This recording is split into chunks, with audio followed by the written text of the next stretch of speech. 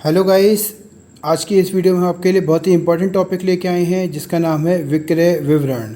Guys, जैसा कि आपको पता है कि ये हमारे जो 12th यूपी बोर्ड का एक सब्जेक्ट है, व्यापारिक संगठन एवं पत्र व्यवहार। तो उसका एक बहुत ही इंपॉर्टेंट टॉपिक है जो कि आपको हर साल एग्ज़ाम में आपको ये क्वेश्चन आपको लगातार मिलता रहता है। तो गाइस, आज हम इसके बारे में आपको डिटेल में बताएंगे कि विक्रय विवरण क्या होता है, इसे कैसे बनाया जाता है और इसे कौन बनाता है। तो आइए हम डिटेल में समझते हैं आपको विक्रय विवरण के बारे में। तो गाइस, सबसे पहले हम आपको बता दें कि विक्रय विवरण जो होता है ये एक हमारा लिखित प्रपत्र होता है जो कि कमीशन एजेंट के द्वारा बनाया जाता है। यानी कि जो कमीशन एजेंट होता है जिसको विक्रेता माल बेचने के लिए कमीशन एजेंट को जो माल भेजता है, तो जब कमीशन एजेंट के द्वारा उस माल को बेच दिया जाता है तो उस बेचे गए माल का जो विवरण तैयार किया जाता है कमीशन एजेंट के द्वारा, उसी को ही हम विक्रय विवरण कहते हैं। तो गाइस, विक्रय विवरण जो होता है वो कमीशन एजेंट के द्वारा तैयार किया जाता है और ये उस माल के संबंध में तैयार किया जाता है जो कि विक्रेता के द्वारा कमीशन एजेंट को बेचने के लिए दिया जाता है। तो आज हम आपको बताएंगे कि विक्रय विवरण को हम कैसे तैयार कर सकते हैं। तो गाइस, हमने एक क्वेश्चंस लिया है जो कि हमारा लास्ट ईयर 2020 के एग्ज़ाम में आया था, ये विक्रय विवरण का। तो हमने उसी क्वेश्चन को लिया है जो कि आपके सामने स्क्रीन पे आपको दिखाई दे रहा होगा।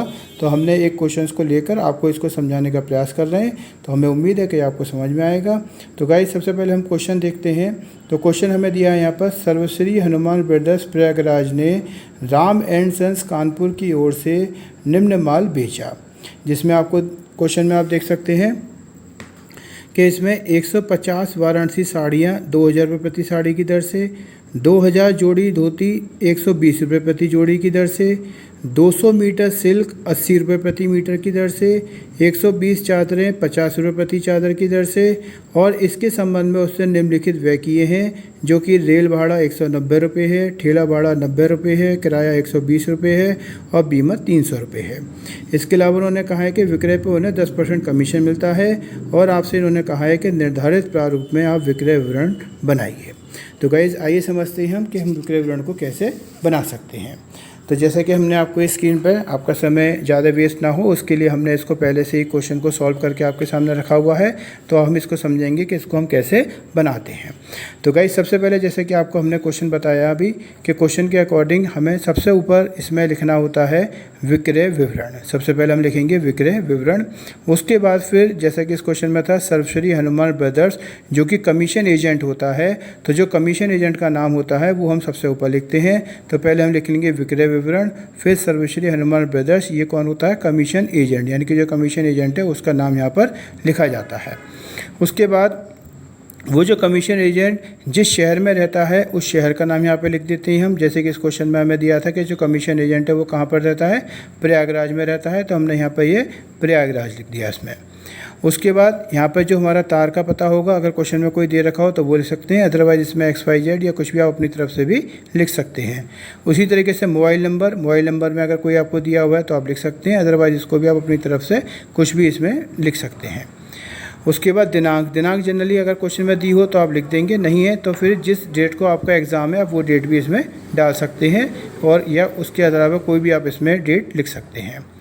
सबसे पहले अब इसमें हमें एक लैंग्वेज लिखनी होती है जिसमें हमें यहाँ पे जो भी विक्रेता का नाम होता है उसके नाम से लिखते हैं। जैसे इस क्वेश्चन में विक्रेता का नाम आपको राम एंड सन्स कंपनी दिया था, तो हम यहाँ पे लिखेंगे राम एंड सन्स कंपनी या राम एंड सन्स कानपुर की ओर से प्राप्त माल का उन्हीं के जोखिम पर बेचे गए माल का विक्रय विवरण निम्न है। यानी कि आपको अब इसमें एक लैंग्वेज लिखनी होगी जिसमें जो विक्रेता का नाम होता है उसकी ओर से प्राप्त माल का उसी के जोखिम पर बेचे गए माल का विक्रय विवरण निम्न है।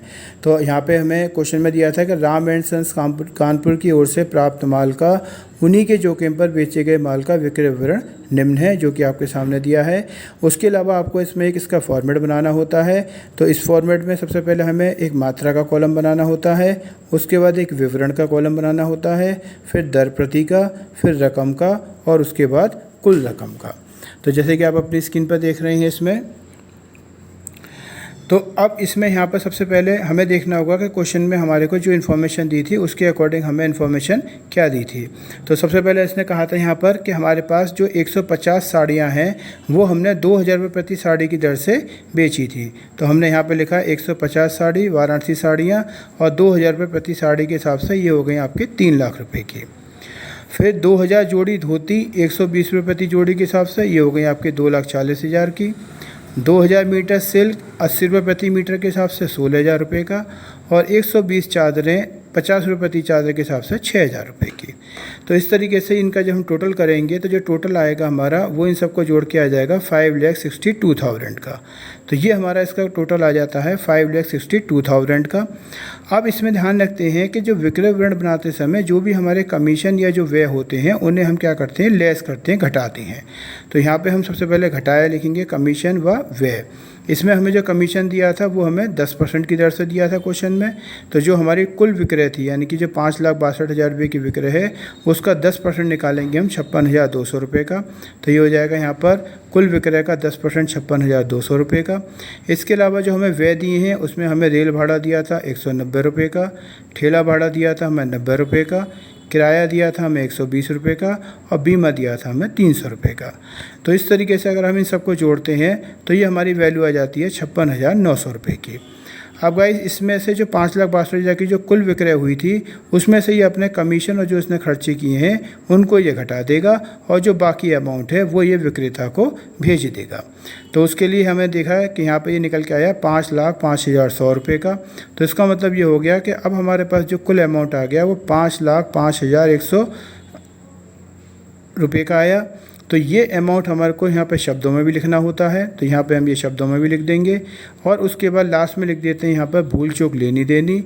और इधर वास्ते लिख के जो वापस हमारा जो कमीशन एजेंट होता है उसका नाम हम इसको इस जगह पर लिख देते हैं। तो गाइस इस तरीके से हम इसको ये पूरा तैयार कर सकते हैं। आप इसको एक बार दोबारा फुल स्क्रीन पर देख सकते हैं। जैसे कि आपको ये क्वेश्चन दिया था यहाँ पर, तो इस क्वेश्चन में आपको यहाँ पर दिया था कि सर्वश्री कानपुर ब्रदर्स प्रयागराज ने राम एंड सन्स कानपुर की ओर से निम्न माल बेचा। तो जैसे आप देख सकते हैं स्क्रीन पर, सबसे पहले इसमें हमने क्या किया कि यहाँ पर जो सर्वश्री हनुमान ब्रदर्स प्रयागराज ने यानी कि कमीशन एजेंट हो गया, तो कमीशन एजेंट का नाम सबसे ऊपर लिखते हैं हम। तो यहाँ पे हमने विक्रय विवरण लिखा, उसके नीचे सर्वश्री हनुमान ब्रदर्स जो कमीशन एजेंट है उसका नाम लिखा। उसके बाद ये कहाँ पर रहता है, प्रयागराज में, तो हमने फिर यहाँ पे इसको प्रयागराज लिख दिया।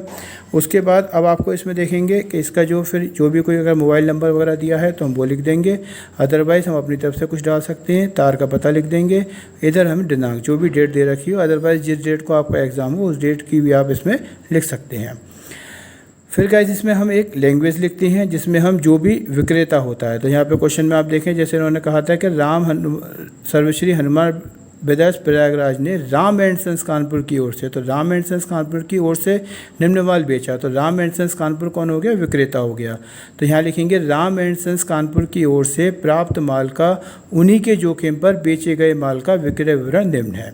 अब इसमें जो डिटेल है वो आप यहाँ पे देखते जाएं, क्वेश्चन में आप यहाँ देख सकते हैं इसमें कि जैसे यहाँ पे सबसे पहले कहा इसने कि भाई 150 वाराणसी साड़ियाँ 2,000 रुपये प्रति साड़ी के हिसाब से, तो वो हमने यहाँ पे लिख दी 150 वाराणसी साड़ियाँ 2,000 रुपये प्रति साड़ी के हिसाब से 3 लाख रुपए की रकम आई इसकी निकल कर। इसके बाद इन्होंने कहा कि 2000 जोड़ी धोती 120 रुपये प्रति जोड़ी के हिसाब से हैं, तो आप देख सकते हैं 2000 जोड़ी धोती 120 के हिसाब से 2,40,000 की आई। फिर उन्होंने कहा कि 200 मीटर सिल्क 80 रुपये प्रति मीटर के हिसाब से, तो 200 मीटर सिल्क 80 रुपये के हिसाब से 16,000 रुपये का आया। फिर उन्होंने कहा 120 चादरें 50 रुपये प्रति चादर के हिसाब से, तो 120 चादरें 50 रुपये प्रति चादर के हिसाब से 6,000 रुपये की आई। तो हमने इन सबको टोटल कर लिया तो कुल रकम हमारी हो गई 5,62,000 की।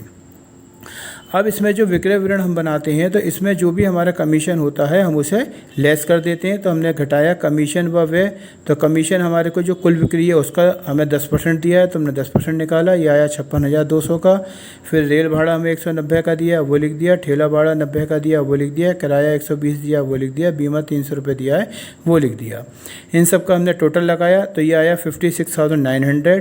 और जो कुल विक्रय है उसमें से जो एजेंट के द्वारा कमीशन और उसका जो व्यय होता है वो घटा दिया जाता है, और इस तरीके से जो हमारा कुल अमाउंट आता है या जो कुल देय राशि आती है एजेंट द्वारा विक्रेता को दी जाने के लिए, वो इस क्वेश्चन में निकल के आई 5,05,100 रुपये।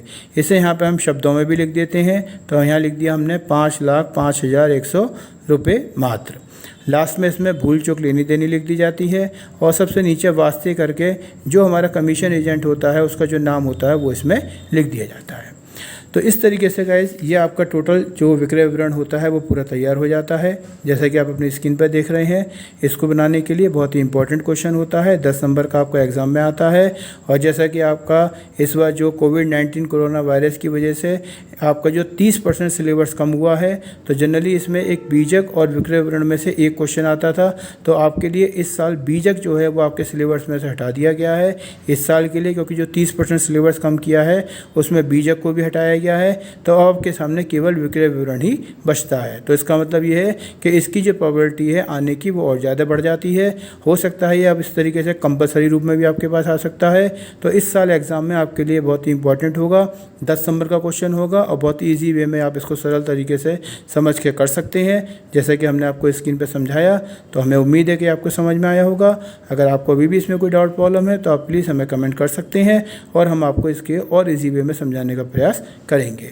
गाइस, अगर आप हमारे चैनल के साथ नए जुड़े हैं तो प्लीज़ हमारे चैनल को सब्सक्राइब जरूर करें, और अगर आप पहले से जुड़े हुए हैं या नए जुड़े हैं तो भी इसको लाइक, कमेंट और शेयर ज़रूर करें, ताकि आप हमारे द्वारा जो भी आपके लिए इम्पोर्टेंट वीडियो आपके लिए डाली जाए वो आप तक पहुंच सकें और आप उसका फ़ायदा उठा सकें।